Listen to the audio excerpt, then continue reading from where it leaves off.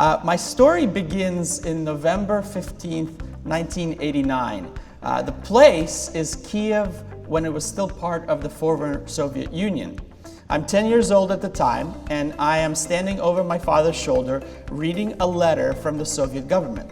You see, we wanted to leave the Soviet Union, but you can't just buy a plane ticket or a train ticket and be on your merry way. You have to ask the government for permission to leave the country. And the process can be very lengthy. In our case, it took 2.5 years to get a response. And when we finally got an answer from the Soviet government, it said, yes, we're giving you permission to leave the country, but you have to do so in the next 2 weeks, and you're only allowed to bring $100 and 1 suitcase per person out of the country. They were trying to prevent capital flight. So we bought a train ticket, and on a very cold November evening, we boarded a train destined for Vienna, Austria. The following morning when we arrived there, it was my first true exposure to a free market and a free capitalist society.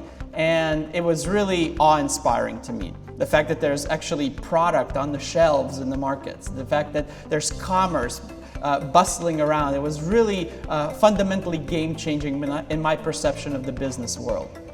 But the other important notion here is that when we look at manufacturing on a very short-term basis, meaning a month to the same month last year comparison, that growth rate has actually now upward past both of these series. It sits north of 1%, and it supports this expectation, as you can see, that by the end of 2016, we're expecting manufacturing to be up 1.5% versus the same time 1 year ago.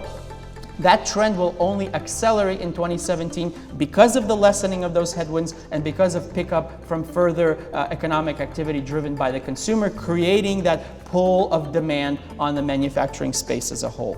But if you look at industries that are closer tied to consumer behavior and to consumer spending, the situation is quite different. You can see, for example, auto and light-duty truck production, it's actually up above its 20-year historic average. Fabricated metal products, which represents, again, ties to the automotive sector, represents a lot of custom, higher-end, value-added type of equipment. It is also doing quite well, and certainly that supports this idea that you will hear throughout my presentation, is that even within manufacturing, within heavy and light industrials, the closer you can pivot, or the more you can diversify or take opportunities of growth in those sectors that do exhibit some pull from the consumer, the better off you're going to be able to weather this downturn. If your focus is exclusively in the heavy industrials, it's going to be a rough road ahead for you.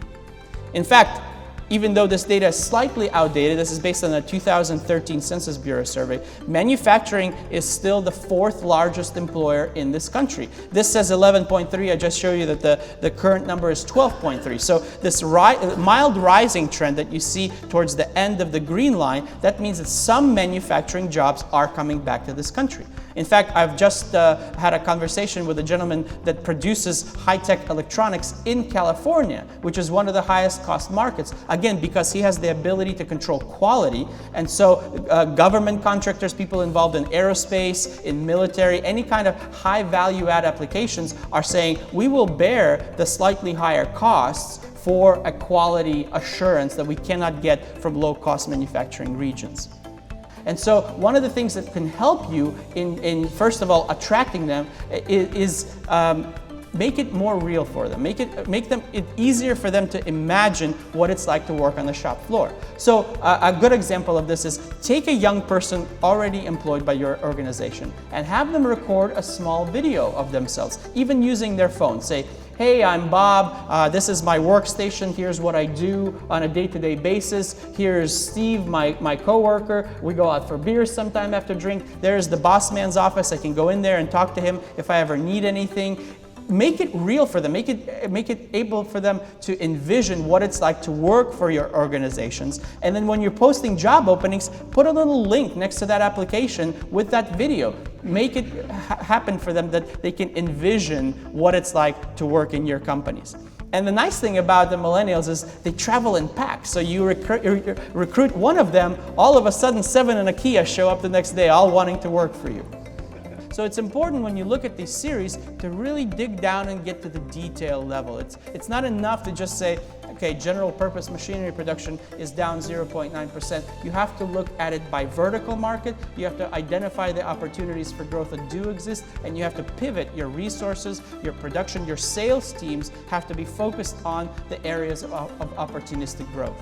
The theme that I wanted to leave you with is that there are pockets of opportunity. There are certainly great pay points driven by that strong currency, the exchange rate picture, by slowing economic growth around the world. But even within industrial manufacturing, in the B2B space, there are certainly industries which represent growth opportunities and which you should be shifting towards or diversifying into in order to offset the pain felt in some of the more traditional sectors.